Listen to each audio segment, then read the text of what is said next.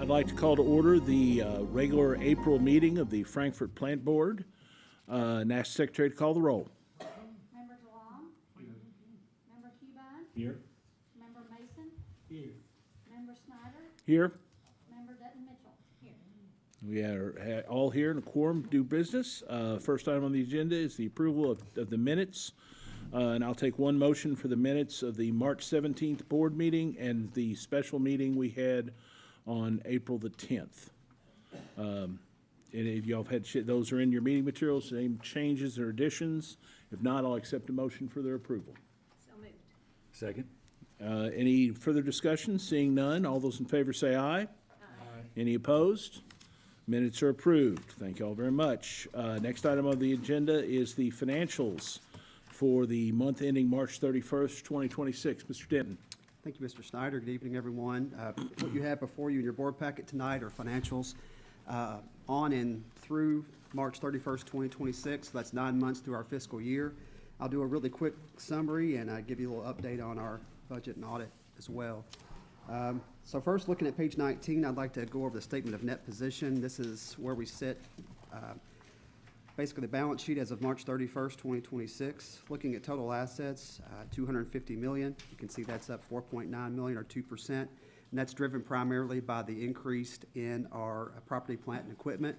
We've talked about this all year. The plant board has made a major commitment into infrastructure. Just this first 9 months, we've invested $13.5 million in infrastructure. So that's what's driving the increase in assets. Liabilities, you see that's going the other direction. That's a nice thing to see. Assets up, liabilities down. At $93 million, that's a decrease of $8 million or 8% year over year. You have your assets up, liabilities down. Net position is up $157 million, up 12.9, bringing your liabilities and net position in line and equal to your assets. Let's do a quick discussion about the financial performance for the plant board through the first 9 months. Looking at page 24 of your board packet, statement of revenues, expenses, and change in net position. This is the company-wide summary that goes through all divisions, admin departments. The budget to actual for revenue and expenditures are within line. If we're doing better than expected in revenue and expenses. So I'd like to focus on the trending of our financials year over year, looking at where we are through the first 9 months compared to 9 months last year. You can see, looking at line 20, total operating revenue is up $845,000 or 1%. When you look at total revenue, which is your operating plus all other revenue, we're up about $2 million or 2.3%. And that sounds good. And then you look at operating expenses are outpacing the increase in revenue by $250,000. So operating expenses up $2.2 million or 3% year over year. So that brings your change in net position to $10.1 million, down $250,000 from a year ago. It's important to note that that change in net position, the difference between revenue and expenses, does not reflect the actual cash of the company. That amount does not account for the debt that we've had to service this year so far, and also doesn't account for that 13.1 in infrastructure investment I mentioned earlier, talking about the statement of net position. So overall, we're marching towards the end of a fiscal year. We've got our budget process is going along well. We have plans to deliver the budget draft to you all at the next month's May's regular meeting. We'll have that to you. And then we can talk about individual meetings with board members to look at what we have presented. And also, as far as the audit, the board approved moving forward with the new auditor, Cherry Beckert. We've had conversations with them, scheduled interim procedures, and getting information back and forth to them. So communication's going well with that new auditor as well. I'd be glad to answer any questions on any topic. Yep. Oh, go ahead, John. The new auditors seem like they're going to be engaged, that being they're ready to go, and is your assessment of? Absolutely. Yeah. They've worked well with our schedule to this point and have no reason. Everything's off and running. The first year is always the biggest lift for us and for them both, with getting everything set up and getting to know our system, our system and our operating procedures. But going well so far. Okay.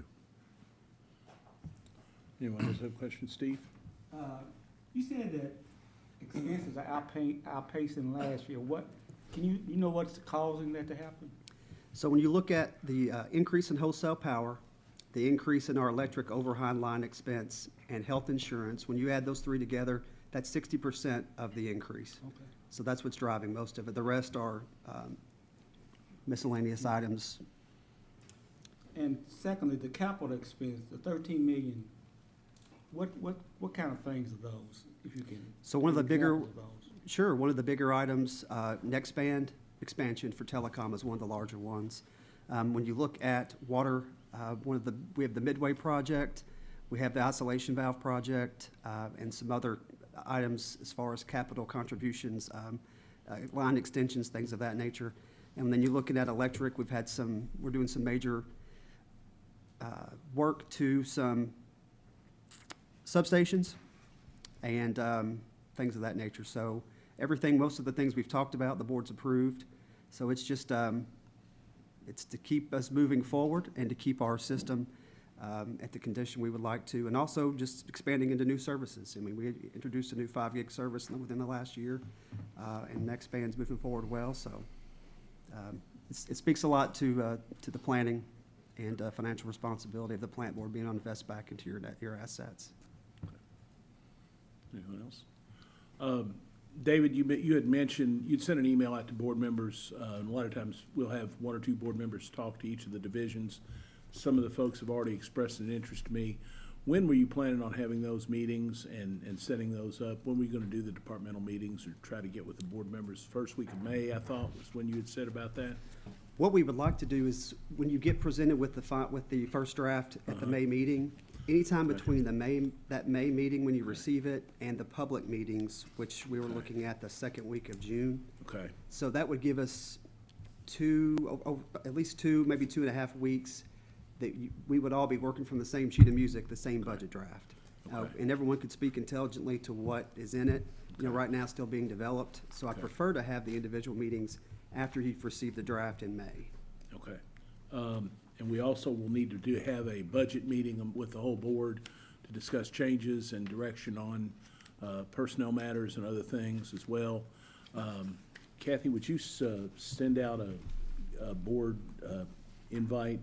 That we usually end up doing that the last week of May, but Catherine, you're out the first week, are you out the first week of June or last week of May? Part the last week and first week of June. All right, well, if you just let, you know, when that email comes around, we'll figure out on a day. That's our schedule already. Okay. So for the special meeting, we were looking at, the 9th and the 10th of June. Okay, Um, and that would give, David, that would give you all enough time to have everything done for the board meeting on the 16th? Yes, sir, that would give us 2.5 weeks to have individual meetings with the board members. Uh-huh. I think we've been doing the last couple of years just one day of public meetings. I Yes. think we can pull that off. Yeah. And then any changes, we usually summarize in a summary document. Right. So that we can just talk about net effect of any changes that Okay. come out of that. And then we would get the final, as soon as you approve it if everything goes well on the June meeting, we Yeah. would have it ready by the end of the month and meet all Okay. of our regulatory stuff as far as being ace. Does the June 10th sound, the 9th might be a bad day for me, the 10th will work for me. If that, figure out if that works for everybody, we'll plan on doing that, and we've generally done that at around noon and just kind of gone through the afternoon, so if y'all are okay with doing that, we'll sort of pencil that in for now, and we'll get final confirmation once everybody's schedules get squared away, okay? All right. Any other questions from any of the members? If not, I'll accept the motion to accept the financials. So moved. In a second? Second. Motion made and seconded with no further discussion. All those in favor say aye. Aye. Any opposed? Financials are accepted. Okay. Informational item, public comments. Kathy, do we have any, We don't have anybody sign up. Okay. okay. What about on the web? We had the one that, the two that were sent to us. Yes, And the staff are working through those to try to rectify any problems we have, so, okay, all right. Departmental reports, is that gonna be Travis this month, or Shermister? Be happy to. And that's whoever's gonna do it. Yep, so Kathy Lindsay will kick us off with public information. Um, Good evening. We've been pretty busy down in the studio and up here. We've finished all of our one-on-one meet the candidate interviews for the magistrate, 6th district, and for the sheriff candidates. Those are already up and running. Last week, we did the chamber forums, candidate forums, both of those races as well for both Republican and the Democrats. So that's all squared away. We're ready for May 19th, which is the primary election. We'll be doing live election coverage from the county clerk's office on that evening. Other than that, we're in the middle of doing scholarship scoring with the Rotary Youth Foundation. We had 35 applicants for our scholarships, so we were pleased with the number, and it keeps growing every year, which is good. So we're in the middle of scoring those. We have a meeting with the committee next week to finalize those, and we'll have all those done by the time all the senior classes have their award ceremonies. And once I get those dates, I'll send those out to you guys if anybody wants to go present those scholarships. Other than that, Cable 10's been working really hard. We're in the middle of baseball and softball season. In addition to all the stuff we do around here and all the government meetings, I think they're also doing ARB tonight as well. So just busy as usual. Any questions? Kathy, I do have one question. With the primary election being on the 19th, that is also the night of our regular board meeting. Do we want to move that board meeting to a Monday are our tech people going to be? They would probably prefer if you move the meeting. Because, yeah, we'll... Y'all be spread a little thin. We'll be spread a little thin for sure, yeah. Would the 18th work for everybody, just coming on the Monday instead of the Tuesday?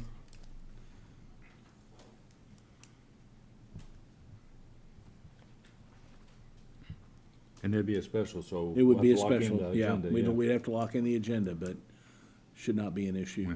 Is that a problem with getting the budget out? The 18th of May? Yeah, 18th? Actually. Okay. That sounds good. Let's go ahead and, Okay. we'll schedule a special meeting next month instead of the regular day meeting. We'll have a special meeting on the 18th. Sounds good. Then you all can enjoy election night. Yeah. Pop some popcorn, sit back. There you go. Okay. Okay. All right. Anybody Nope. else? Thank you. Thank you. Knock and safety. Sorry.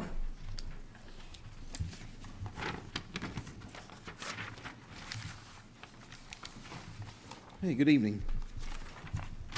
For March, it looks like the NOC, we entered 519 trouble calls, handled 2,231 phone calls, and on the locate side of the house, we did 837 locates. So a pretty good bump for March, but warm weather's coming. We expect that. That totals, I see a typo down there, but it totals 6,030 locates for the fiscal year that we've done so far. And then on the safety report, we had one workplace injury that month, not reportable, just a minor injury. One vehicle accident involving one of our vehicles. It was a no fault, just I think it was like a rear end kind of thing, nothing major. A couple of damage investigations, and then our normal safety trainings and inspections and that type of daily stuff. So typical month, busy as usual. If you have any questions, I'm happy to answer them. No? Nothing? Thank you. Thank you, Darren. April, with the customer service be next?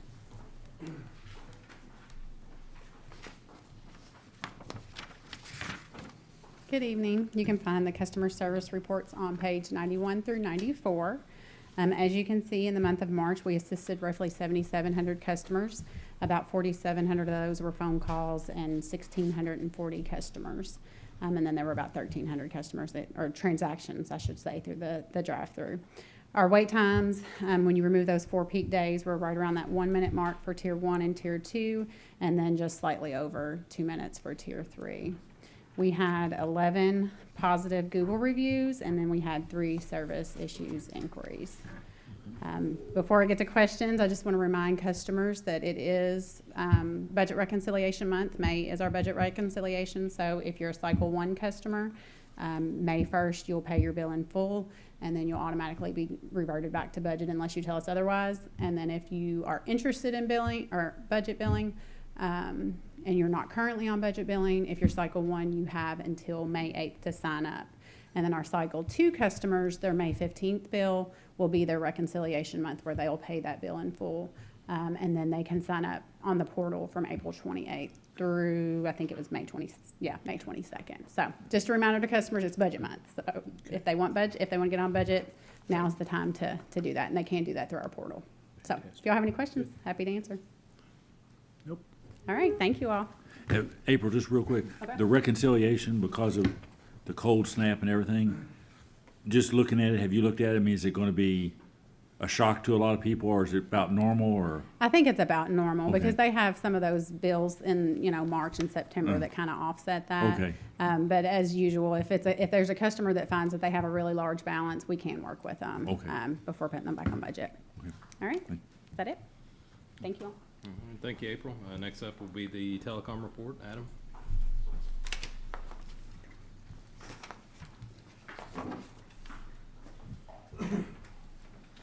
Good evening. Report starts on page 95 of your board packet with customer numbers. We continue to migrate people over to next band, which is good. The next 2 pages are the outages for the month. We had 3 outages. Most of them were power related. Nothing major, common stuff. And the last page of the report is the trouble calls. We still continue to trend low, but I think part of this is we've really been striving to stop the calls in the office. Have the service order reps talk through with the customers to try to work out the issues. And sometimes those trouble calls aren't captured, but I still think we're still doing better and definitely have a lot less truck rolls as far as trouble call goes.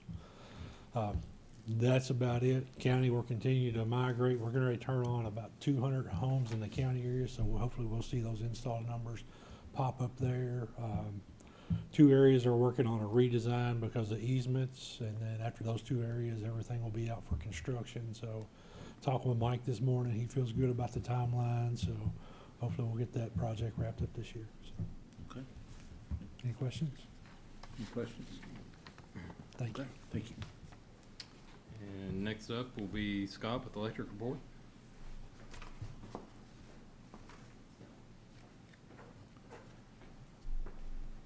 Good evening. Your electric report starts on page 99.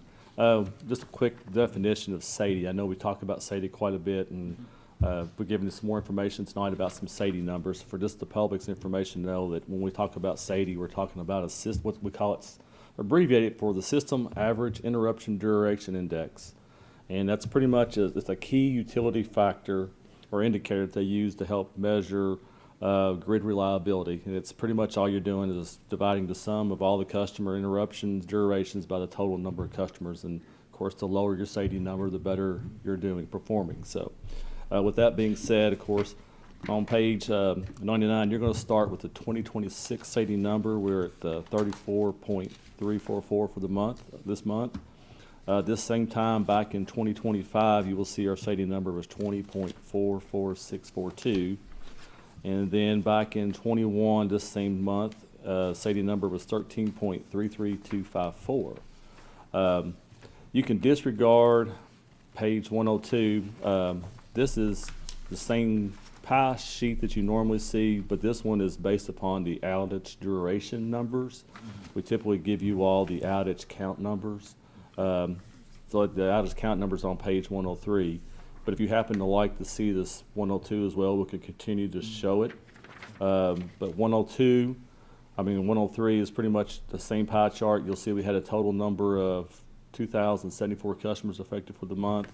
Total count of 13 outages. That average is about 159.54 customers per outage. Has your percentage of the types of outages, and at the bottom has your numbers of those actual outages related to those percentages. And then the last 2 pages, of course, will be your top 10 outages for the month. I'll be happy to answer any questions. And then as I think there's been some information sent around. We do not have a certificate to show you tonight, but the FPB Electric Department did receive the top 25% of reliability numbers from APPA. So we will, once we get that copy of that certificate, we'll make sure you all get to see that as well. Good.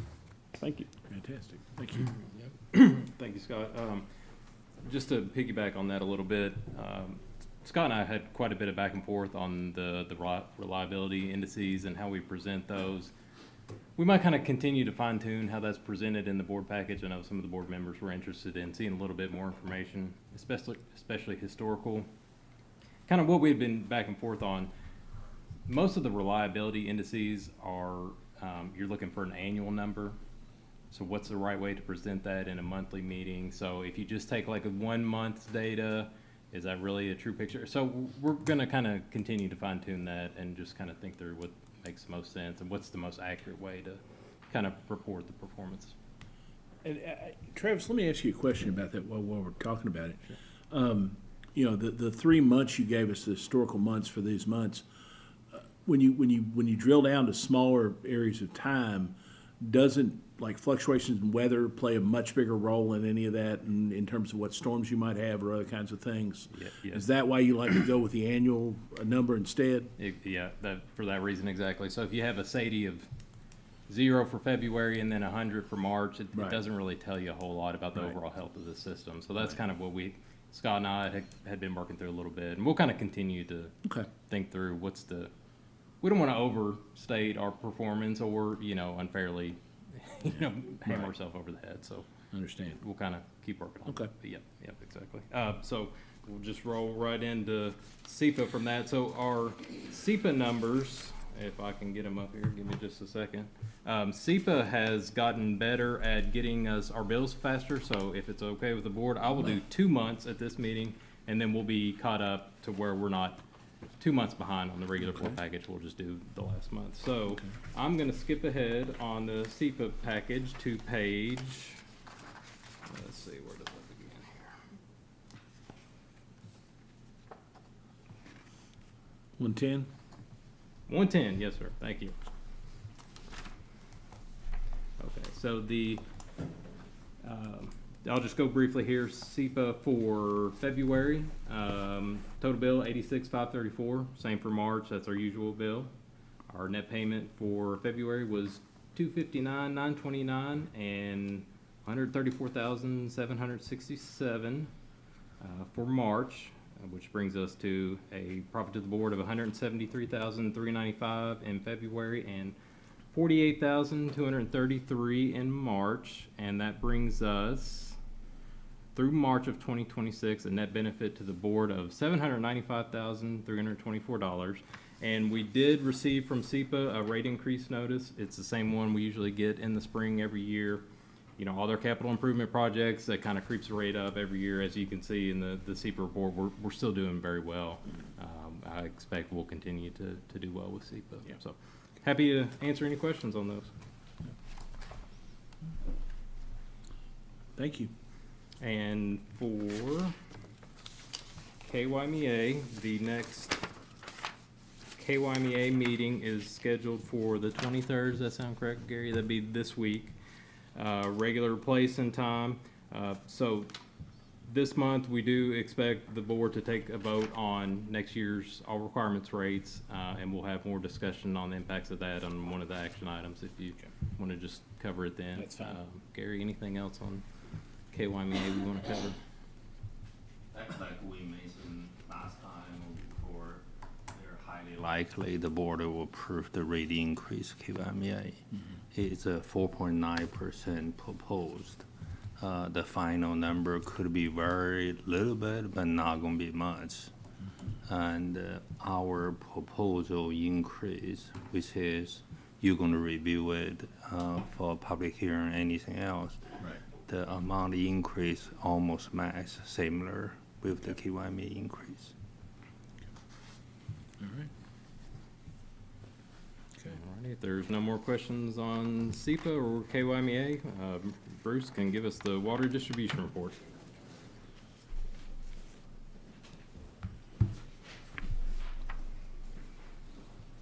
Good evening, board. Starting on page 115, you will see that the month of March we installed 13 new water services.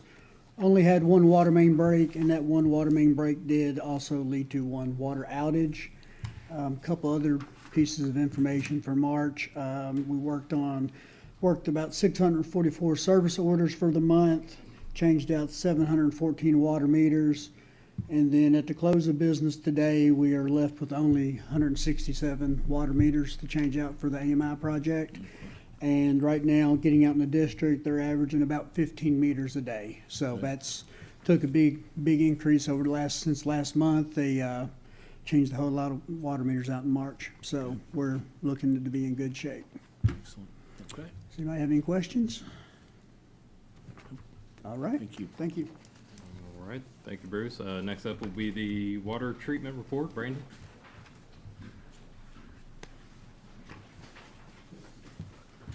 Good evening, everyone. For the month of March, the water treatment plant treated 288,219,000 gallons of water for an average of 9.29 million gallons per day, and Lock 4 averaged 7,028 cubic feet per second for a daily average of 4.54 billion gallons a day. Be happy to answer any questions if you have any. Okay. Thank you. Thank you. Thank you, Brandon. Mr. Chairman, that should conclude our department report. Okay, thank you very much, Travis. Moving on to the action items. Item 5.1, accept the minutes of the April 6, 2026 Ethics Committee special meeting. Hans, we come out okay? Yes, sir. Okay. Nothing before I ask for a motion to accept. Okay. So moved. Second. Motion made and seconded. No further discussion. All those in favor say aye. Aye. Any opposed? The motion carries. Travis, we're talking about electric rate increase. Here's the foreshadowing you gave us earlier, I guess, so. Yes, sir. So now is the time. Zach's going to pilot for me. Zach, if you would just go ahead and go to the second slide there. Just briefly kind of how we got to where we are today to discuss the electric rate increase. You'll probably remember back in June of 2023, we received a report from 1898 and Company, and Craig, who led that report from 1898 and Company, he's here today to talk about another potential tariff discussion, but he can kind of back me up if we get into questions today. So that was June 2023. July 1st of 2023, that original rate increase was implemented. There was a second step to that rate increase that was planned for July of 2024. Due to favorable wholesale costs, the overall electric health of the overall health of the electric department, we were able to defer that second step. So again, going back to the original report, it was a proposed 7.8% total increase. Again, that's system average. There is some nuance to that. Certain classes were under collecting more so than other classes, so it wasn't necessarily 7.8% across the board, but that was the total system average. Again, so we're taking that 2023 report that's kind of the foundation of all the rate increases that we're discussing this evening. We talked a little bit about the wholesale rate increase. That, again, was kind of the key driver to the 2024 increase was delayed. As Gary and I mentioned, we're expecting a rate increase from KYMEA this year that's going to make that unfeasible for us to kind of continue to defer that increase. And obviously, that goes along with all the other inflationary issues that we've been facing like everybody else. Zach, you can go on to the next slide, please. Okay, again, so kind of back to KYMEA. We can get into the details on the rates if needed, but I think at a high level, the picture is essentially we're expecting about $2.35 million increase in our wholesale costs for electric, which is about a 5% increase from KYMEA. Again, that's not been approved yet. It could shift, it may be slightly under that number, but that's going to be very close to what we expect KYMEA to take action on this week. There's a few other kind of nuances to the bill. KYMEA is changing the way they're billing for transmission, but at the end of the day, there's not going to be a lot of change to us. They're just kind of essentially rewording it as far as we're concerned. So again, we can get into that. The MISO rates, we're expecting that not to change for now. Billing demand is going up. That's going to be kind of the key driver. We expect that to be an additional 1.9 million. So that's, again, kind of the big one. You'll see their transmission, it goes down, but also goes up, so it's essentially a wash the way they're kind of reframing the transmission. Again, the member resource credits, that's our SEPA component of the bill. Pretty similar, mostly flat. So again, high level, end of the day, we're expecting about 2.35 million is the need for additional revenue to cover wholesale increases. Zach, next slide.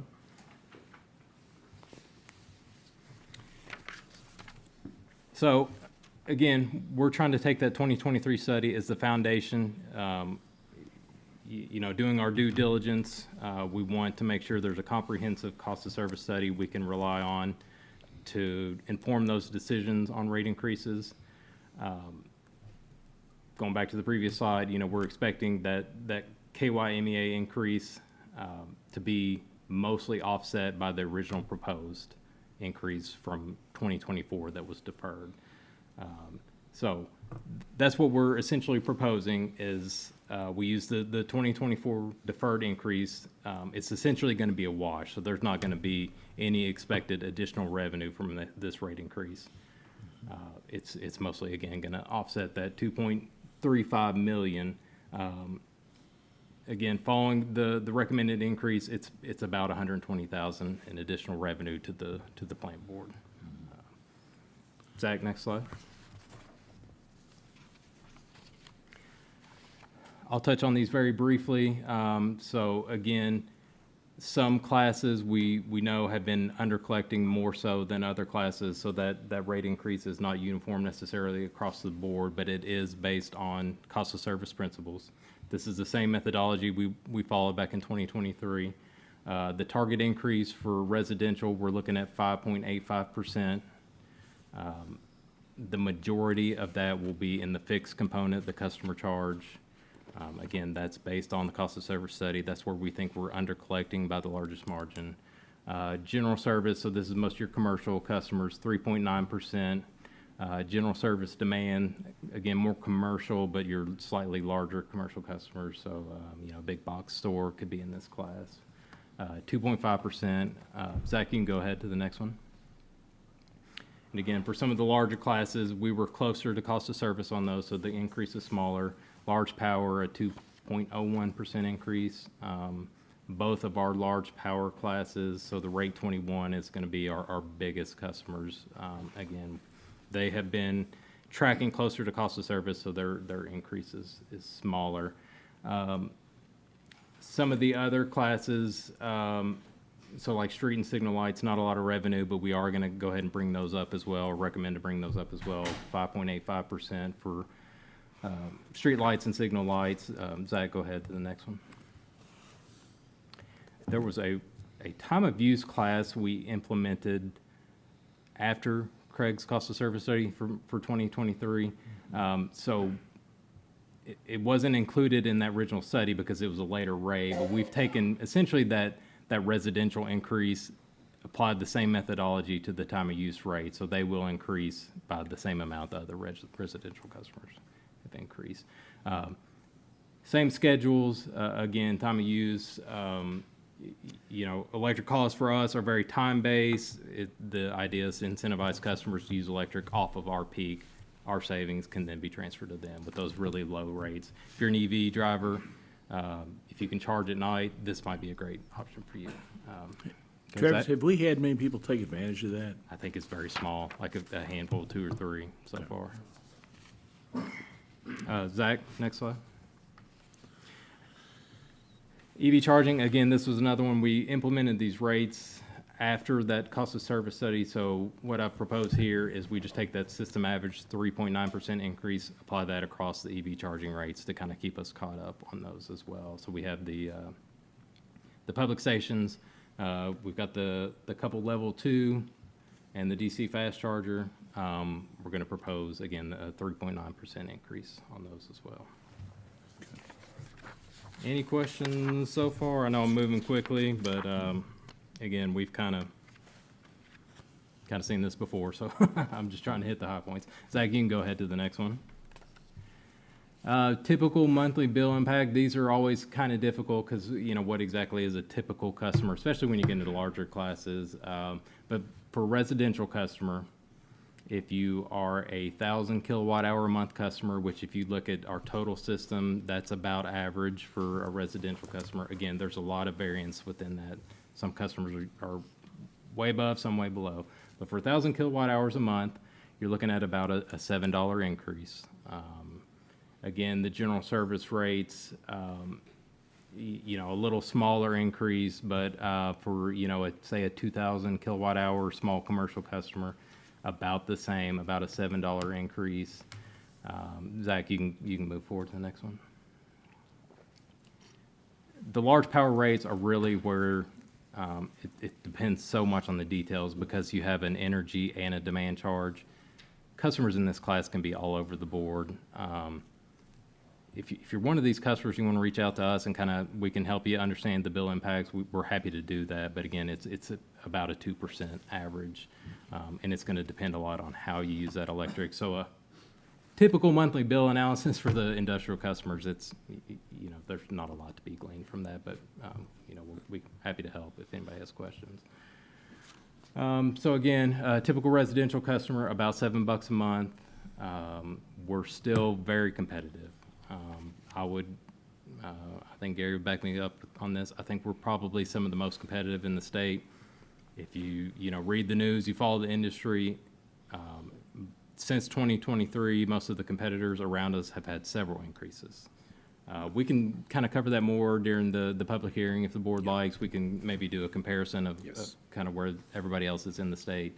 But we're going to remain very competitive, you know, despite the increase we're proposing here. Zach, were there any more slides after that? That might have been it. Go ahead. I was saying, to define the word competitive, another way to say that's lower, right? That's what I mean by competitive. Yeah. We are still lower. I mean, people say competitive, what's that mean? Lower is Yeah. the number, I mean, the word. And the other thing I was Yeah. gonna mention is, this originally was a rate increase that was supposed to take place in 2024. Correct. And we've held it off for 2 years. We have held it off, I think, for as long as we can. We'll talk more about that at the public hearing, but I just want to let everybody know that we're not entering into this lightly. Right. And, but no, happy to, because at the time, refresh my memory, at the time we did that, we were still operating under the old surcharge that Kemia was putting on, correct? Yeah, And that may then, have and been- then when this increase came in, it kind of took away, you know, that surcharge went away, but this increase kind of came in and took its place. And, you know, we've been able to stall it off for 2 years, so that was my understanding. Yeah, that's a kind of a power cost adjustment during the pandemic, after pandemic. Yeah. They put a more per megawatt hour, per kilowatt hour charge in that period of time, try to collect more for their reserve. So, but overall come back, this is a 3.9% increase. It's not a 7.8. Right. It's a total It's twice half- together. It's half of that original. It's a It was- half of that. Yes. And Okay. the second part is, we're gonna go to detail once, you know, in the hearing to Yes. show like, large provider in Kentucky, like Kentucky Utility, or compared to us. Right. When you go to side, lay out everything exactly, so you typical customer, either 1,000 or 1,200 kilowatt hour per kilowatt hour cost. Then you can see exactly, because based on Public Service Commission already approved, I think the KU rate is 13.1 or something per Yeah, kilowatt that hour. never- So we will show you our customer after this, what's the cost. And nobody like a cost increase, I mean, the rate increase, as we know. I mean, I know you don't, I mean, we don't like proposal either. But until we have this KYMEA increase, which you can see pretty much our increase is a pass give Passing to it the on. KYMEA, pretty much all. Right. And it's like we talked a couple of months ago. I mean, what's important for people to realize, it's not like we're doing this discretionary, that we just want more money. We're gonna be getting a bigger bill every month. Yep. To pay for the power, and all we're doing is basically passing it through and saying, Yes. we're getting a bigger bill because the power's costing more. Yes. And like Travis said, this is a nationwide thing that's going on. It's not Frankfurt, it's not Kentucky, it's nationwide. Power is Yes. going up. I mean, I saw a news report, which is, I think I sent to you based on the Wall Street Journal article for since 2019 to 25, the largest 50 IOU, investment-oriented, like KULG, which is they serve most majority population in this country, they had a 33% increase for last 6 years. And even last 3 year average, they going twice than cost of living increase. Right. Any other questions on this? We will go ahead and then schedule the public hearing for the May meeting, and then we can take any action we'll need to take on prior to the start of the fiscal year at the June meeting. Yes, sir. That's the plan. And you're going to stay on with our friends from 1898 on the next agenda item. Consider a large load electric tariff and discuss another, well, it'll probably be a combined public hearing, but Yes, sir. Correct. go ahead, Travis. Yep, so I'll hand it right over to Craig, who can, correct me on my last presentation, but he's here to discuss. So just kind of briefly to tee up the conversation, obviously, data centers are a huge national topic, especially how electric systems are handling them. So we reached out to Craig and asked 1898 to kind of help us think through, number one, what kind of rate that would need to be to protect the utility and our ratepayers. What other kind of contractual provisions we need to, again, ensure that, the rest of our rate base is not in any way financially harmed. So, Craig, I'll kick it off to you. Thank you very much. It's good to see all familiar faces again. Thanks, Craig. Good to be back. And yeah, so like Travis said, today's going to focus on a large load rate study we did, and this is generally, even though it's not necessarily data center specific, it's for the most part planned around potential data centers. Zach, if you can go to the next slide, please. So just some broad discussion. We've been doing a lot of these studies from smaller munis and distribution co-ops to big IOUs and big G&T cooperatives that are generation and transmission side. And this is literally all across the country, people are getting hit with this. But there is a large increase in demand for AI data center load. And they're pretty unique loads in that they're very, high demand. These are very large scale operations, but they also run at a very continuous high demand where they have a high load factor. So that can have advantages to your system as well. You're getting, we've worked with some scaled up into the gigawatt size, 400, 500, 1,200, 1,600, megawatt plants. I think the type that you're getting more interest in is more in the 20 to 50 megawatt range, and that's typical for one your size. But I literally was on a call this afternoon before I came here about a 20 megawatt system in California that's potentially adding a 400 megawatt data center. So that will be totally bifurcated, I think, from the utility, but it's amazing the scale that we've been dealing with on these things. Next slide, please. So just a little bit about how we approach this. And this is a pretty common scope we've done for all of these. With our overall intent when we approach these types of studies is what's the incremental cost on the system and how do we protect the existing ratepayers? And that's really our overarching theme as we go through this. Specific to FPB, we started by updating the financial forecast model. So you remember after the last cost of service study, we created some new classes. So we started by updating the model to add the general service demand class so we can kind of forecast revenues that way, and took a fresh look at what the forecast looks like now. And then it became a cost of what it's going to cost to serve a new data center load. So we talked, what is the incremental cost for there?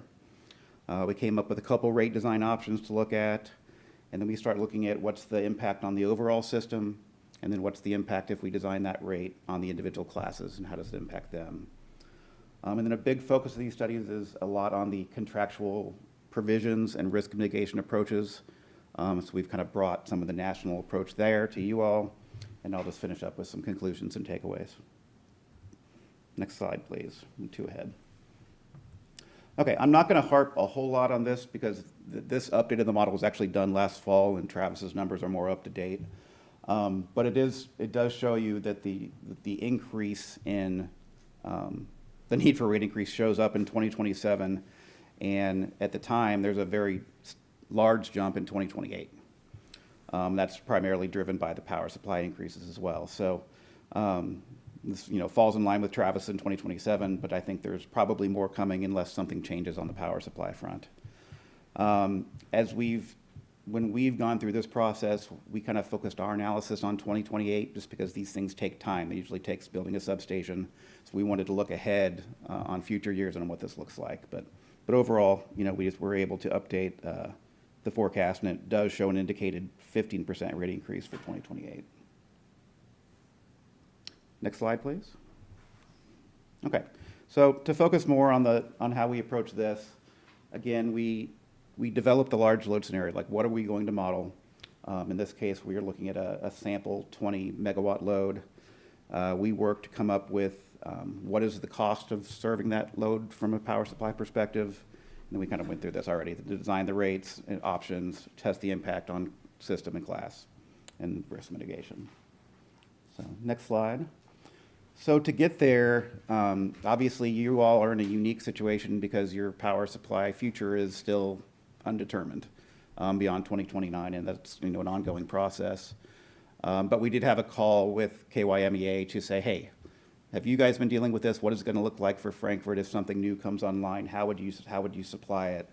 And they've been going through this process as well and taking on interest from how it would be served. And were very much aligned with us in that the incremental cost should be isolated to the new loads, and it shouldn't just be embedded as part of the system as another customer on the system. So out of that conversation, we got to that their estimates of a new separate power supply is about $95 a megawatt hour, or 9.5 cents per kilowatt hour, which is quite a bit higher than what your 7-cent average is now. And so that became the focus of how we're going to structure this rate. And then you can see we came up with a 20,000 kilowatt or 20 megawatt demand, 90% load factor. That's about 157,000 kilowatt hours, billion kilowatt hours per year.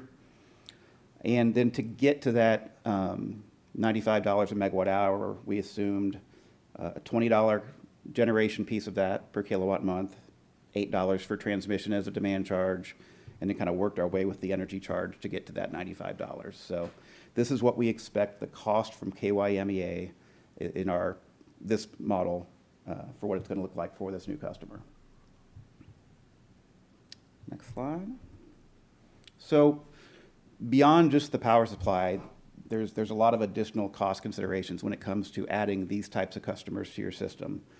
And again, this goes to the thing of making sure, and this is really the national push now. There's even the White House has a ratepayer protection pledge that all the major data center owners, your Metas, your Googles, all those have signed off on, saying that they're willing to pay all the costs associated with this. So no cost go to the existing customer classes. And so that's a good thing. And the reason that is as we found out that unlike previous years where you're trying to attract a new industrial customer, you're trying to offer the best rate. That is very much not the case anymore. It is no longer a race to the bottom. It's speed to market is what they value. And they really are not price sensitive. So they'll look at a 9, 10, 11 cent rate and go, okay, how fast can you get it online? So that's a positive for you. And that gives you opportunity to both make sure you're covered for your existing members and hopefully create a benefit on some level as well. So along with that concept is any additional infrastructure that comes with that, they pay for upfront in advance, write a check for this substation. Most loads served at this level will have their own substation tapped off a transmission line. But they are fully responsible for paying every bit of that. Any interconnection studies with MISO or KU or whoever you have to do the interconnection with, they're expected to pay for that in whole, including legal and consulting costs. So as these have gone further into the development of some of my projects, my invoice just goes straight to the developer. And it's just a pass-through for the utility to ensure that the existing customers are not paying for that cost. And then the one that is not always consistent is transmission upgrade costs. So because you're adding huge loads to the greater MISO grid, if you have localized upgrades in your transmission system that need to be paid for, those are even being passed on to the new customer saying, you caused this, you're going to pay for this. And that's not consistent everywhere, but I think that's the trend that's going, yes. just real quick, on the architecture of our system, Mhm. where KU's and trunk lines come in, and we have 2 substations, is my understanding. How would they interconnect to us? They would connect straight to KU and then be in our service area? You've probably, I mean, yeah, I would think so. You would probably build a new substation off one of your KU transmission lines and serve directly from that, or unless you have they're tapped off your 69. Yeah, it'll depend on of course, the details of each individual customer. location. We operate the 69 kV system that feeds all of our distribution subs. So if they're kind of on the lower end of that range, they would probably tap off of us directly. Anything bigger than 20 to 25, I mean, of course, it'll all depend on the modeling and, you know, the customer specifics. So if you get above that, yes, it would probably be an additional tap from KU, but Most likely it's typed in our system because that's our customer. Because what I was when you trying to tie understand. into their system, That's that right. can be a question directly because we are their wholesale customer on transmission service tie into their system. But if you do have a retail customer tie into their, but if it's in our service territory, yes, it's still our customer. Okay, that's But that's I what I think was it's And a in some of much these, you simpler can almost easy. create, you can isolate the power supply piece and the transmission piece separate as a pass-through, and you retain kind of your, if we talk about base rate side, Yeah. you would still have your cost recovery for what you operate. Of course, they're tapped off the transmission, they're not receiving cost to the distribution system. So just to sum up what everybody said, if we wanted a full isolation from our existing sort of architecture, we could potentially tap into KU with our own substation in our territory, which means it's our customer, and they're paying the cost of it, but we're feeding it pretty much straight to them. Yeah. Okay. It kind of just comes down to the question of who owns the risk. And, you know, it's the more they become embedded in your system, should they be embedded in your system power supply cost, or do we want to keep it more isolated? Yeah, that's what I was trying to understand. Yeah. Okay, thanks. Mr. Chairman, could I? Just a quick, I mean, and I know it varies about depending on who's building. I mean, I assume if they're fronting all the cost up front, from a tax standpoint, they're 100% depreciating it year one. And do they have that much cash that they can front it? Are they financing it? Are they have that much cash up front that they can pay it? Yeah, so it's varied. So sometimes I've seen where the utility builds and operates the substation and the customer's just paying for it. So it's like a kayak, a contribution data construction. Sometimes they just pay for it themselves and own it and operate it. And I've seen situations where literally the data center owner is an equity owner of a plant, where like they pay give us $3 billion, we'll go build a $4 billion plant, and you're going to pay for 75% of it. And So I know it's- there's not probably enough track record because these are fairly new It's a lot of phenomena. ongoing, yeah. So it's. I mean, what is I mean, and you see the national news at night, the General Assembly dealt with this issue, like you said, the White House has dealt with it. What is the likelihood of failure? I mean, they build it. I mean, they've not been around for 20 years, so you don't Right. have a track record. Yeah. But what's the likelihood of them spending that kind of money and then 5 years saying, we're done? I think and that's the contractual provisions Yeah. and risk mitigation we're going to get to, because that's a huge important factor of why this rate class needs to be separate from your existing. But we haven't rate seen that classes. track record yet at all, have Yep. we? And that's why these, just to give you an advanced look, they essentially become take or pay contracts where you're paying the minimum demand charges based on a contract demand, whether you're taking power or not. So if there is some, great change in the efficiency of how data centers, and they say they use less power, you're locked in if you're locked in for the power. It's kind of like you're passing through that cost. And we've never seen one of these go through bankruptcy, so we don't know the possibility of that debt being discharged. Yep, and there's massive collateral requirements too. Right. And they kind of step up as you want to get as fast as you can past dealing with the developer and dealing with the end user. And usually that's like I just went through this on another one. When you get to where you're starting to actually get into reality, it's like, well, okay, we're going to set up this funding governance. We're going to set this fund over here. You're going to deposit $250,000 to pay for our studies. And they blinked. Yeah. And they're like, okay, well, then we'll stop working. Yeah. And then, but they want to get going by 2027. So they're like, okay. And what it was is that forced them, their hand being the developer, to get the end user on the hook. So you're really in the driver's seat on cost recovery. Can you, it may be this slide or maybe next slides, but I've spent a little time in this area too. Can you talk a little bit from your perspective about the time horizon itself having an impact on the technologies? and people potentially overbuilding for, in a year or two or three, cooling technologies and also just the chips themselves. And the availability of the chips they're aiming for, like what I'm starting to see in the market with sometimes PJM and stuff is people are getting so far behind when they're gonna actually build the thing. By the time they get to build it, the technology's changed so much they don't need the same. So can you talk a little bit about Yeah, what and, you're and seeing that's there? really why those contractual provisions are smart, and you're really getting them onto a contract with a load ramp that locks them in before you're starting really construction. But yeah, there is technology risk is one of the things that we're dealing with on what happens down the road. But the other big bottleneck right now is power infrastructure. I mean, if you want to build a new power plant, you're probably looking at 2032 at the earliest, just because there's so much demand, and plus the cost has basically doubled what it costs to buy a gas turbine, because pretty much all of these are being, you're either building new simple cycle combustion turbines, or because it's such a high load factor base load, more combined cycles are being built. And just the pipeline of that infrastructure is, it's filled up basically.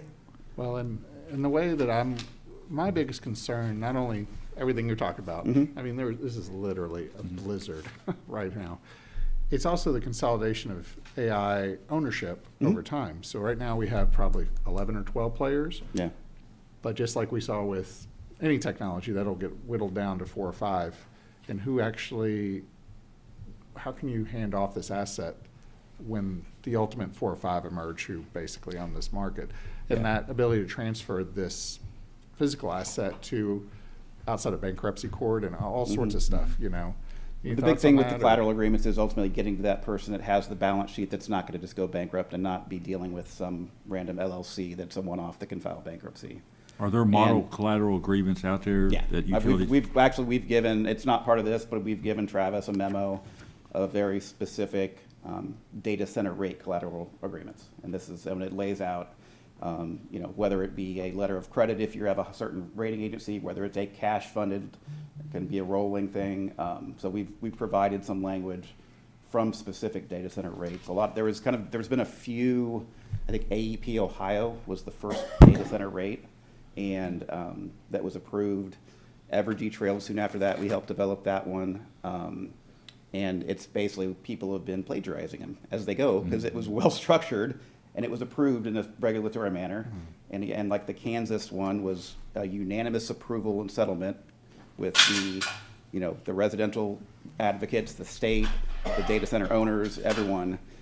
So they've it's kind of cemented the approach, and that was with some really strict collateral requirements. So, last question then. Yeah.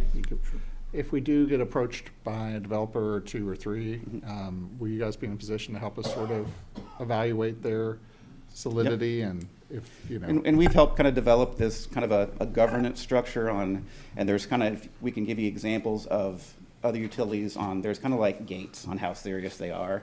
And there's a financial expectation along each gate. And sometimes when you get to gate 2, it's $1 million you expected to spend. Probably not in your case, but in some of the bigger things where you basically need to have that program or that process that developers can understand, and that'll help weed out some of the ones that aren't serious and are just window shopping. Yeah, because we like the minimum rate, but obviously we want the maximum rate, so we'd want this to continue to operate. So, okay, awesome, thank you. Yeah. Okay, next slide. Okay, so just a little bit about how we developed a sample rate for this. In fact, you can go to the next slide, please. So in general, here's some of the concepts we see in a lot of these large load rates. So very high fixed customer charge, although in the big picture, that's not a big component of this, but very high demand charges, fixed on contract demand, not actual output. Generally low base rate energy charges, because it's mostly all poured into the demand charge. And then the power supply is through a pass-through of the fuel or the variable power, or a lot of what people are doing is not so much for you, but if you're in a structured market like SPP or MISO, having a straight, whatever the energy clearing price is, that's a straight pass-through. So that puts a lot more risk on the customer by having that variability to the market energy rate, but it also protects the utility. So that's pretty the common theme there.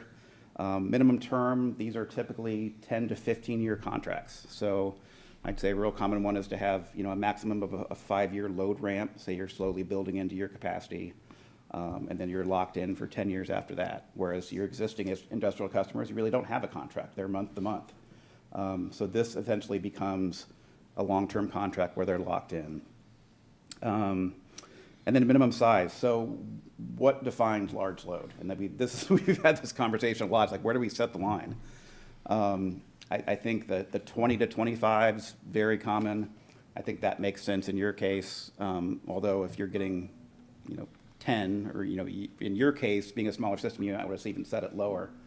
But 25 to 75 is the typical range. LG&E and KU's, their one that is out now is at 50 megawatts. That's when they go on to this program as opposed to being on one of the legacy industrial rates. Sorry, another question now.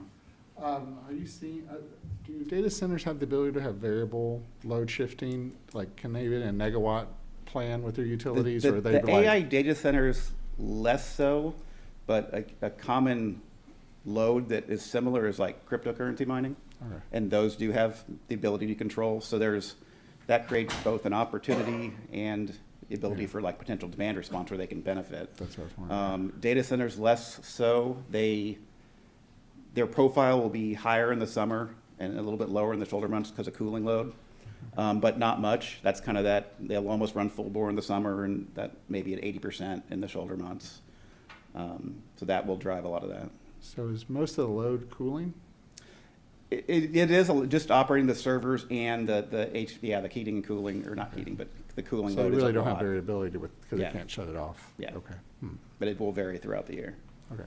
And then the other thing that should be considered, I'm not as much of a specialist on this, but a lot of them use tons of water. So that has to be a consideration with your program and how much water they're going to need and where it's coming from, assuming that's part of your issue. Well, that was a question too. I mean, are there similar model agreements for the water investment? If someone came in and we need to do the agreement on electric, and they're going to need a lot of water, and we're going to have to do a lot of infrastructure to get them the water, then in our case, we would need 2 agreements, right? Yeah, that would be a separate issue for sure. Yeah, and I assume it's treated water, not just. Yeah. Okay. Yeah. Yep. We give them a special rate if it's not treated. real quick, not to dig on the water side, I guess I'm just obviously they're doing a lot of cooling. Yeah. And they're doing a lot of water cooling through their systems, but why are they, it's not a closed system, why are they continuing to? I could bring in people that know that because Burns and McDonald actually designed them too, but I do not have the expertise on how they're actually designed like that. Okay, cool, thanks. I don't want to get over my skis. No worries, thanks, man. Okay, next slide. So when we looked at rate options, like the first one we'll start with is like, do you have an existing rate that can handle this? So we looked at your biggest, like the large industrial high load factor. It's kind of what it was designed for, to have a high load factor customer. We saw real quick that it's not sufficient. If you remember the cost side of what we talked about, it was $28 demand charge just for the power supply alone. And that's a $17 demand charge. So we very quickly moved off that this is going to be an existing rate, and we expected and wanted to have, for the reasons we've talked about, a separate new rate anyways. So to develop this rate, you can see on the new large load class, we kind of have the customer charge, then we've separated power supply and delivery. And the power supply demand charge and the power supply energy charge are effectively a straight pass-through of that prior slide adjusted for losses. So that a little bit of, it's basically increased by about 3% to adjust for losses. Probably wouldn't even have that much. So you're really getting a pass-through of your power supply. Then we have delivery demand charges depending on how they're served. So we talked about whether they're tapped off an existing substation or a Frankfurt plant board 69 kV line, or if they're tapped off a 230 kV KU line. So you would probably either have a transmission demand charge or a primary voltage demand charge. So it would be one of those two, not both. And obviously, if they're not using your distribution system, that's where the lower $2 demand charge would apply. And then an energy charge that's just set at 0.9%. That is somewhat arbitrary. The 2 and the 6 were really based on looking at the cost of service study and understanding those unit costs. The energy charge, at some point, you're recovering rates on the base rate side to cover. We haven't really identified specific A&G costs. Would you have to hire a new person? Would you have more people in your system? And the way these are almost isolated off another person's transmission line, probably not initially. But there will be costs over time, consulting costs. But we want to have enough of a base rate there to generate revenue to potentially protect the existing ratepayers from incurring higher costs. Because one thing that can happen, and we're seeing this, is when new load is added everywhere, everyone's costs are going up, and it is related to this. So there's opportunity to work on the base rate side to make sure that's sufficient to offset that potential as well. Next slide. Next slide. So just to kind of give you an idea of what this looks like when you add this hypothetical 20 megawatt customer to your system. So remember, we had the top is what the forecast we looked at already. You've got about a $10 million deficiency starting in 2028 fiscal year. And if you add this new high load factor, the new customer class, that creates about $1.5 to $2 million in extra base rate revenue per year. So the power supply is a pass-through, plus about $1.5 to $2 million a year. So while it drops the deficiency, it doesn't take it away, but it gives you cushion to work with to potentially offset future rate increases somehow, or use it to, define or do more capital projects that are needed within the system that may have been deferred because you're kind of just keeping rate increases to the power supply piece. Next slide. And then we also ran this all the way through the cost of service study. So this is what the fiscal year 2028 would look like. I remember cost of service is a snapshot of 1 year. And if we had that 2028, I indicated it would be a 15% rate increase. It doesn't look like that's the case now. But the spread amongst the classes looks pretty similar. Remember, your residential was under recovering a bit from the system average. It shows 23. General services right about the system average. And your larger classes, GSD, large power, and high load factor are all kind of under recovering, or over recovering their cost of service. And that's perfectly reflected in the rate design that Travis did. So, you're making those targeted changes to bring cost of service closer together. So, good job. Then as you see, as you bring in this bottom table is the new customer being added. You can see the second to the last column generates that $2 million extra in base rate revenue. So they're actually over recovering their cost of service by 12.5% on purpose. And it brings the overall system down by about 6%.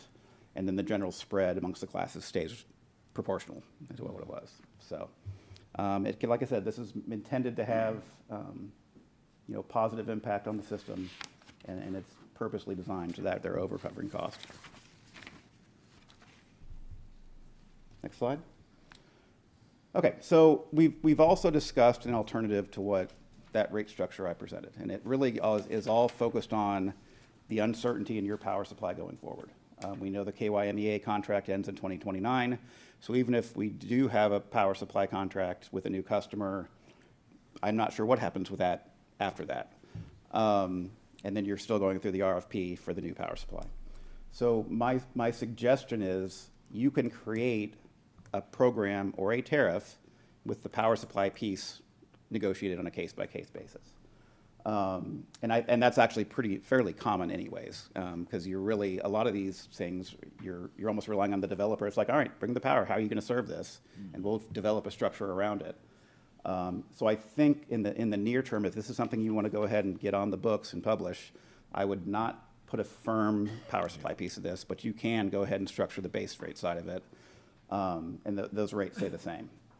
I think that's just I think that goes with the risk side of this, and it's not being, and maybe you end up with a better rate on the power supply side when it comes. So, is the only downside of that is you could have multiple customers with multiple different rates?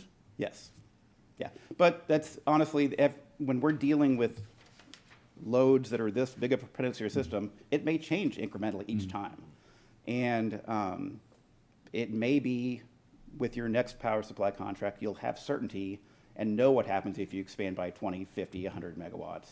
And if that's not going to raise the rates for the other members, other customers, maybe it works to embed them in the system at that point. But there's just too much uncertainty at this point to set something that's firm. You also said we could set that up to be somewhat of a pass-through, at least on a Very much so, kilowatt hour. yeah. And just that's what tie I it would do, straight yeah. from I would, in market. fact, whatever it is at the time with this first one, that piece of it gets isolated separately and becomes a pass-through. One last, so if we were to set up almost a straight-up one client contract, with our existing customers, we can meet and change the rates based on our discretion, but with a contract, would we have to sort of build in a 6 months like, how do you build in a rate increase to a contract? Every year you have an option to increase, or do you build an escalator? You would write the tariff language, or actually, at this point, we're talking about an ESA, an electric service agreement. You would write in probably projections of, it depends how it's being served. Are you off a specific plant? Are you just exposed to the market? Do you have a specific PPA that's defined?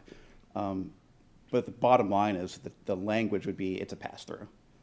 So maybe a pass-through adjusted for losses, but from your end, we would make sure that so yes, it would probably have rate escalation, but that could be defined maybe if it's known, or it could just be a pass-through at the time. Okay, awesome. Wow, I think you answered everything about data centers. Thank you very much. All right, we're getting close to the end. All right, talk about, go up 2 slides, risk mitigation. So these are some of the concepts that we see in these data center rates specifically. Next we're gonna go through a bit. Fixed load ramp scheduler, how fast they, defining what you're required to serve in the early years until they get fully at load. Minimum contract term and minimum bill. What happens with exit fees? What if they do go down? Collateral requirements we'll touch on again, and then a minimum bill. So if we go to the next slide. So fixed load ramp refers to, if in the early years, it's a 20 megawatt load, but it's gonna go, 5 megawatts 1 year, 10. You wanna define that ahead of time to make sure that if you're having to procure that energy or that demand, that capacity in the market, and in year 3, they're not at 15, but you said they're gonna be paying for 15, even if their load is not there. So that's what that works. And that can also be a case-by-case basis, depending on how they're going to be built and how they're going to be served. So, minimum contract return, I've seen these 10 to 20 years. I don't think you're really seeing many below 10. Probably a pretty common one is a 5-year ramp load up, and then 10 years after that. And that's really where you're just locked in, paying for that whole time. Minimum contract demand is often, like in the case we had, they'd be paying for 20 megawatts or some percentage of that. Typically, we'll see 80 or 90%, where your minimum bill is 80% of the contract demand, whether you're taking power or not.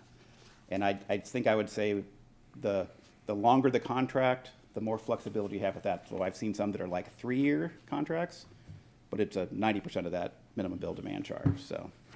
But that's effectively where it becomes a take or pay contract, whether you're doing load or not. Next slide. Exit fees, as you have a long-term, say we've got a 15-year contract, there are provisions in these rates that have exit fees. So if you decide you're done after 7 years, the exit fees generally say, well, it's got to be run off over about 3 years, but you're still paying the minimum bill through the duration. So there's no energy charges, that's fine, but you're paying that minimum bill through the end of the contract term. Collateral requirements, and these are pretty strict. I mean, we've provided a lot of language examples, but yeah, it's letters of credit, if not fully funded cash deposits. Usually you want to get to a parent company guarantee, someone that's not just be able to declare bankruptcy and walk away.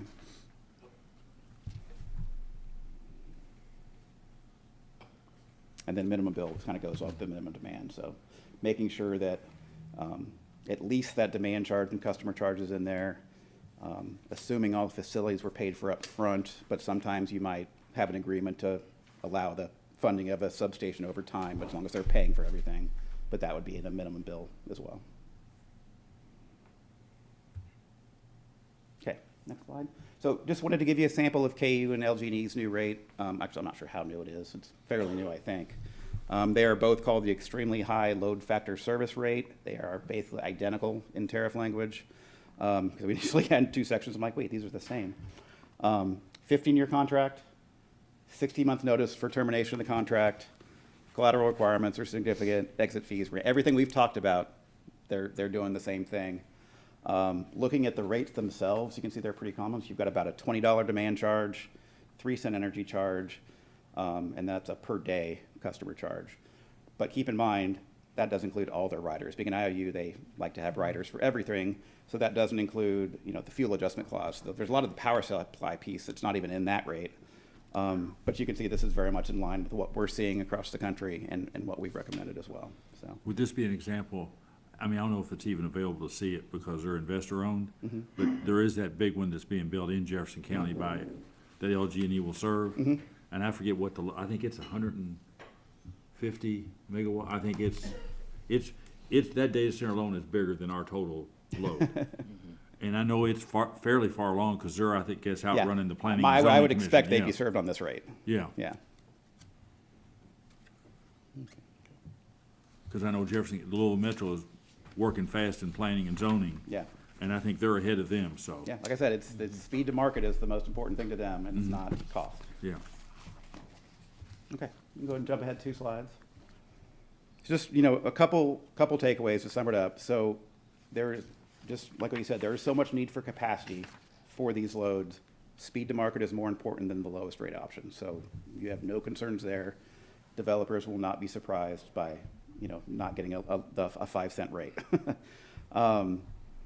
There's too much uncertainty in your current power supply situation to set a fixed rate like we initially ran the scenarios on. I think you're way better off going with a case-by-case basis for the power supply and having a structure around a rate that can serve this on its own. Getting those contract provisions and rate design structure is the key to protect the board, your ratepayers, all that, and making sure that this truly is locked in to where your investment in them is guaranteed return, and they're going to, stay with their commitments. But when structured properly, these, like I said, this can create extra base rate revenue with, as of yet, unidentified additional costs. So that can be a benefit to your members or your customers as well. So there is opportunity there. And as we've talked about, there are some specific opportunities right now that are in the hopper, and these are potentially real opportunities. Okay, now let's just talk really big picture, and Gary could talk about this all day, but since you're here. Okay, so my concern, big picture, and is you have a big swimming pool, which is the energy market for the whole country. And up to now, you've had various residential, commercial, industrial clients paying different rates at different loads and load curves and everything like that. You start bringing this stuff in at scale at a higher premium, and demand, supply and demand, the old capitalistic market, this will just start shifting the power to these large load customers at a detriment to other customers, especially because they take it full time. It's not like they're only running at night and stuff. And if you can't build a power plant, in theory, for 2 or 3 or 4 years, how quickly are we going to just hit the wall here as a country? I think there's certain pockets around the country where you have the ability to serve the load, and that's where they're focusing on. But trust me, there's the pipeline to build new plants it's there. It's coming. I think even Evergy in Kansas, Missouri, I think they're planning on like 6 combined cycles in their service territory. So. Well, and I know this administration's pushing nuclear as a potential solution. Which I'm a big fan of. Well, it does large base loads. Yeah, and that's why. In continuous, which matches but this. also not demonstrated in reality yet. So high hopes, but yes, there is the potential that all of this is going to raise cost for everyone. And that's why when we focus this, we want to make sure that the base rate side is structured enough where it's going to produce more revenue to offset some of that potentially. But in 2029, as we go to the open market, we are going to be running right into this potential. Yeah. So in one way, you're almost, if you don't play in the data center game at all and just say we don't want to deal with that, your costs are going to go up either way. So there's an opportunity to have some of these loads that maybe can produce some benefits on the back end. No, I'm seeing that. So it's almost like you got to grab a data center if you can to help shelter yourself from. True. Okay. Gary, I'm sure you could have given that exact same breakdown. I appreciate your coming to the presentation and the effort, knowledge they have accumulated can help us on that. But more fundamental, me and Travis, we talk a lot, David. So we really want to is risk-free. to our existing customer. What we hope is the new data center or potential, they can come in to pay all the system improvement front. Then the second part is the energy demand capacity. But right now is a lot of uncertainty because between us and KYMEA, I think Greg travels me, correct me, the idea is there's a MISO market, you're gonna take a risk, take all the energy demand, anything you wanted, we just make sure we can deliver that to you, then they can have all the risk and they can all the benefit too. In that way, we don't gambling, say, what's the demand? If we charge a $20 demand, if end up we have to pay 28, we can be in trouble. There are so many things we don't know. So we probably not chip in to try to profit from that piece. It's too much risk. On the separate part, we're discussing currently our current load and our customer, at least keep in next 3 years, right? But before the 2029, all the energy capacity already secured. The truth is KYME may have a little more than they needed. So it's a good position in our perspective. So we're not going to have a risk, say, our customer don't have a capacity available, and potentially you have to pay very, very expensive power to make a difference. I don't think we have that case in front of us. But after 2029, on the different issue, you will have a discussing that very soon on different. Any other questions? One other question. Say a 25 megawatts, say that's what we landed. How many jobs would that create? Construction, a lot. Ongoing operation, not a ton. Yeah, Like not a ton, it's not like a three-line factory or something like that. No, I mean, like not a ton, you mean probably like 12, 15? Yeah. Yeah. Yeah. All right. Okay. Greg, thank you as always. You're welcome. Good to see you all. Thank you very much. So, Do we need to take action to have that on a public hearing date, or we just? So terrifying. It's so terrifying. Yeah, we discussed that, and I don't know that the board took any action on. well, I don't know, do we have to take a vote to do a public hearing, or do we, okay, at this time, I'd like to accept a motion to, have a public hearing at the May 18th meeting for, the rate increase discussion, as well as the, potential large load tariff. So moved. Second. No further discussion. All those in favor say aye. Aye. All right, John, warm up your vocal cords, buddy. Yep. Would the hearing be on the proposal as presented in the is that what will be on for the hearing? Yeah, Okay. we'll have to finalize tariff language. Right. So, Yeah. that's what will be, that's what, the Yeah. tariff language itself will be presented at the public Right. hearing. Yes, exactly, and unless we hear otherwise, I think it's gonna be mostly framed off. Very similar to what Craig's KU and suggestion. LG&E do. Well, we're gonna probably propose the pass-through on the power Oh, yeah. supply as Yeah, opposed yeah, to fixed yes, rate. yes, So, yes, yes. again, unless I hear otherwise, that's Right. probably. We started the actual tariff itself. We're waiting until the decision or feedback from this meeting to see Okay. where we pushed it. Yeah. No, I agree. We need to leave that, negotiated rate in there. Yeah. Yeah, okay. Sounds good. Okay. Next item, item 5.4, consider approving the electric department response time policy. Michelle? Good evening, Board Chair and members of the board.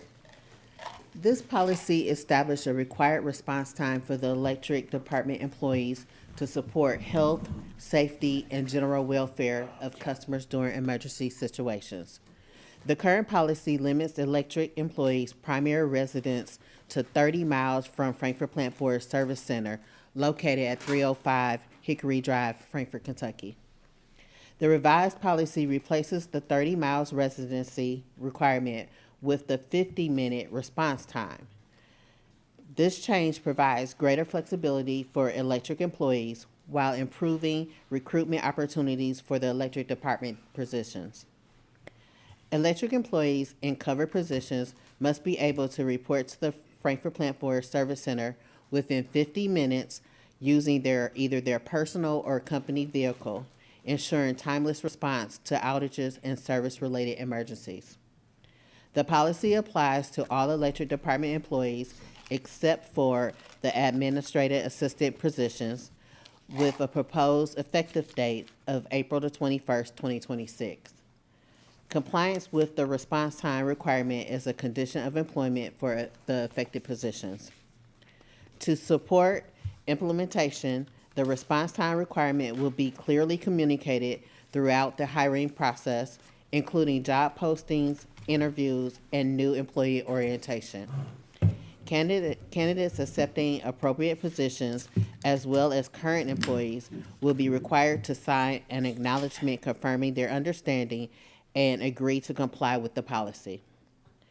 The proposed policy and acknowledgement documents are in the detailed pages for review. Staff asks the board to approve the proposed electric department response time policy and the policy acknowledgement agreement with effective date of April 21st, 2026. Does the board have any questions? Yes, Go ma'am. ahead, Heather. Okay, so I'm assuming we don't have a response time policy right now. It's just the 30-mile residency issue. Correct. Do we have, I mean, this makes total sense because really what we care about is response time, right? Yes. Well, Have we seen a problem with people being within the 30 miles, but the response time is varying?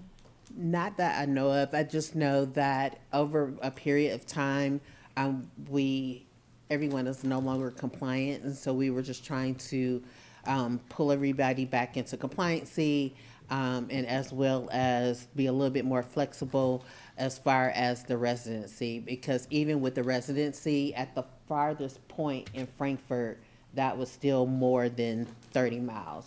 Yep. Sorry, Go ahead. is it 30 miles as the bird flies or 30 miles? It was just 30 30-mile miles. radius. Yep. And when we did, go ahead, I'm sorry. More of a Google. Okay, more of a Google. Yep. Okay. Wasn't by the way Crossfire, right. Okay, but 50 minutes, maybe someone could be 40 miles away by the interstate, they would be able to be here. Yes. That's cool. The only question I have is, you said you had some employees that have fallen out of the 30 minutes. I guess this will be another employment requirement where, somebody gets a call out, it's an hour. Somebody gets a call out, same person gets a call out, it's an hour and 15 minutes or something like that. Will that just be handled in normal disciplinary action for the employees if you're not making the required time? Yes, we would start progressive discipline. So the verbal warning, the written warning, maybe a suspension, but yes, it will be handled. And the other question I have, this may be, kind of out of left field, this is back to the service center.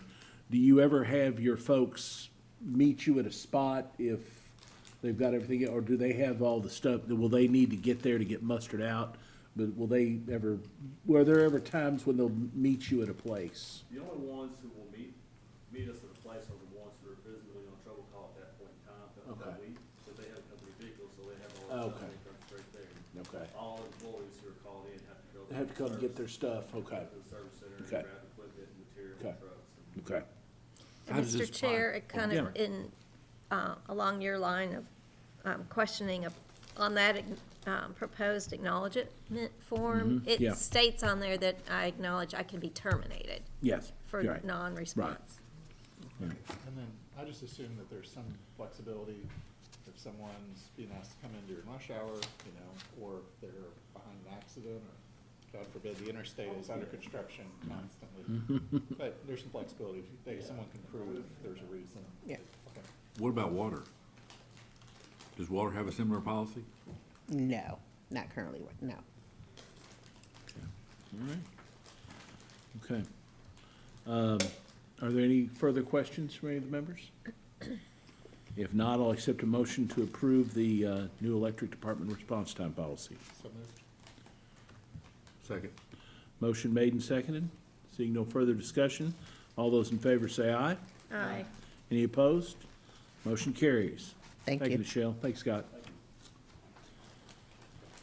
Item number 5.5, consider award of bid number 1849 to Herrick Company Incorporated for the replacement of the traveling screen piping in the amount of $129,750. Brandon. Yes, sir. During rain events, the traveling screens are used to remove any debris that may enter the raw water intake before entering the low-service pump well. This is to aid in any debris or foreign material from possibly entering the pump well and possibly causing damage to the pumps.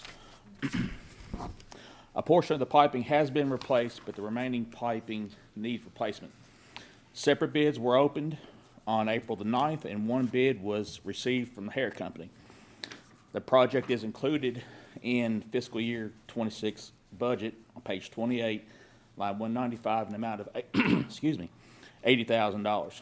The scope was expanded to include installation of an electric valve and the associated electric work required to install the valve. Sorry. Resulting in the bid coming over original estimate of $80,000. The additional funds to complete the project are included in the proposed budget for fiscal year 27. Herrick has completed many jobs for the Frankfurt Plant Board with excellent results.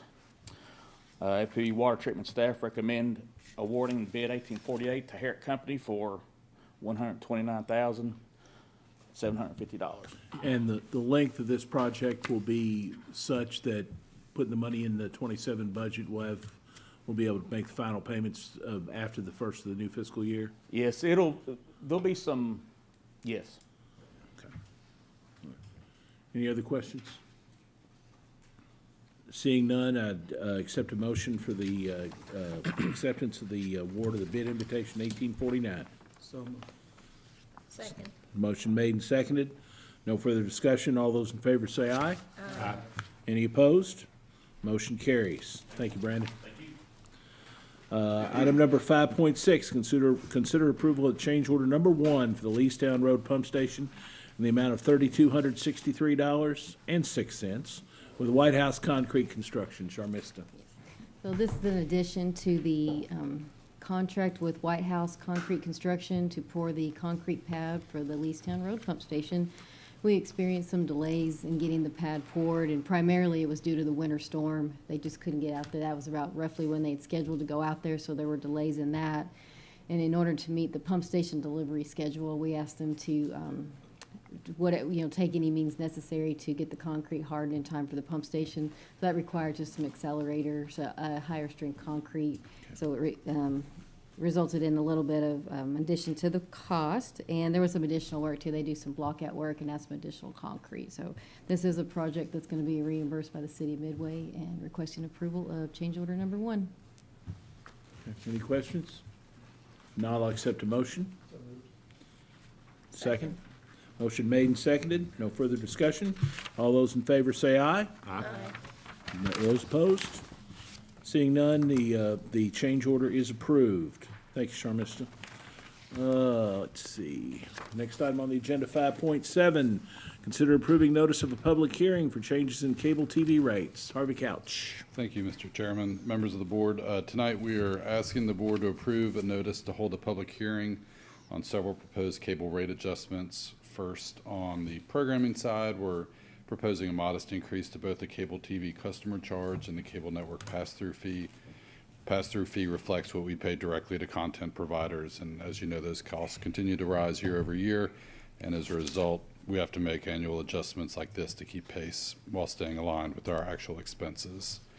Next, the bulk cable rates would increase by a similar percentage. These services, primarily for hotels, dormitories, and larger commercial properties, are tied directly to our classic cable rates, so these adjustments are necessary to keep up with increases in wholesale license fees.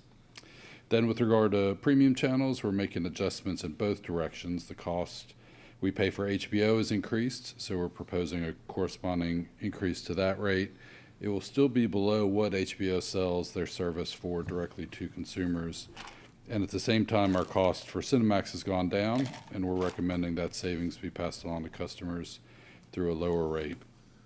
And finally, we're proposing updates to equipment-related fees, including set-top boxes and the digital gateway fee. These changes reflect higher maintenance costs, vendor fees for software and security updates, and the ongoing expense of supporting legacy equipment and back-end systems. Taken together, these adjustments are intended to keep our rates aligned with the actual cost of providing service.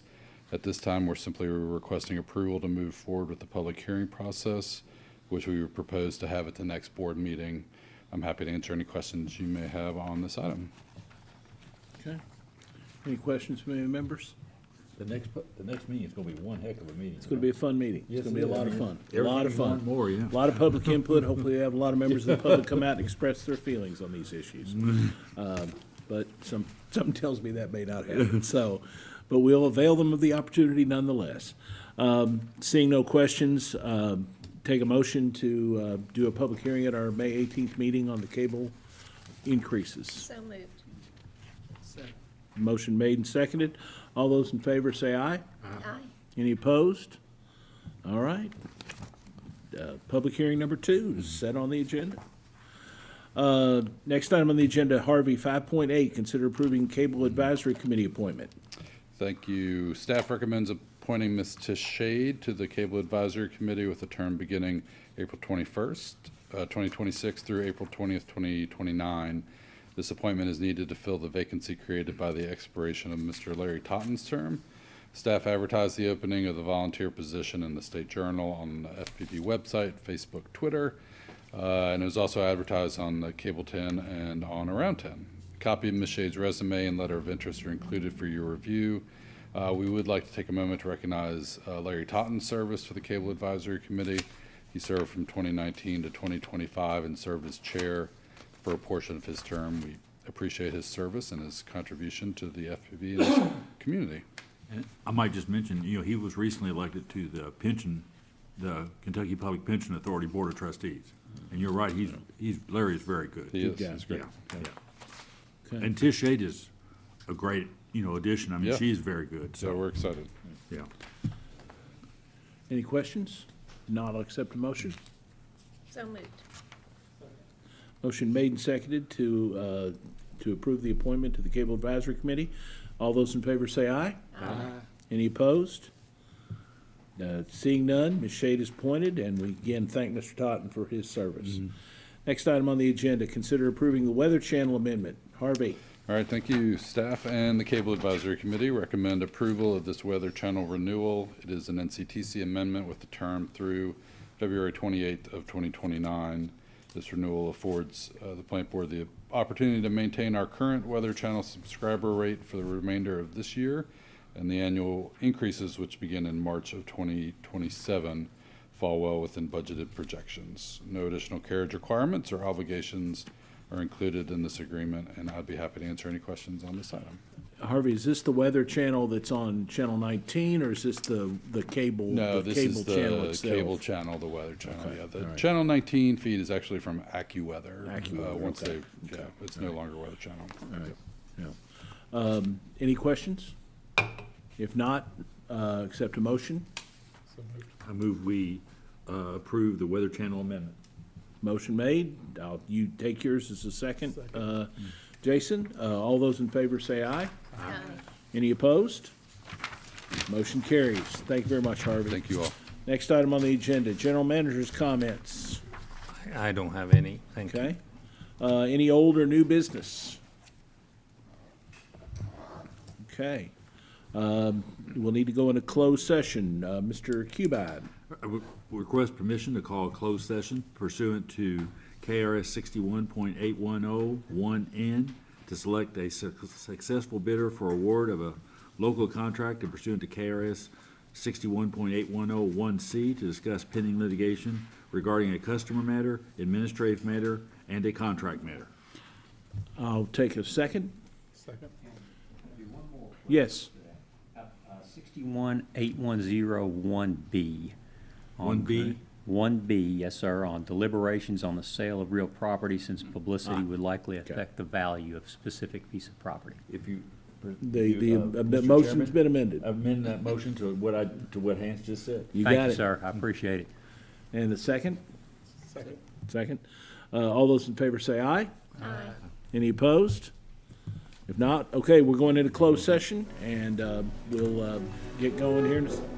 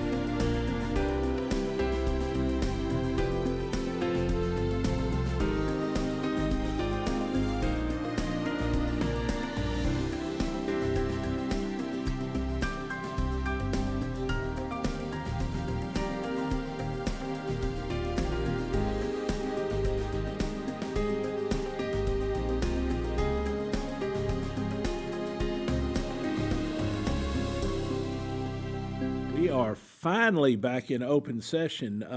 Mr. Cubine, I'd like to make a motion for us to come out of closed session. it's motion made and seconded. All those in favor say aye. Aye. Any opposed? We're back in open session. Mr. Cubine, I'd like to make a motion that the board authorize the staff to submit necessary preliminary document to the city attorney. Second. motion made and seconded. All those in favor say aye. Aye. Any opposed? Motion carries. Final item is adjournment. I'd like to make a motion to adjourn, Mr. Chairman. So moved. Second? All those in favor say aye. Aye. All those opposed? All right, we will see you all next month. Thank you. I must be, my man. Yeah, where was your?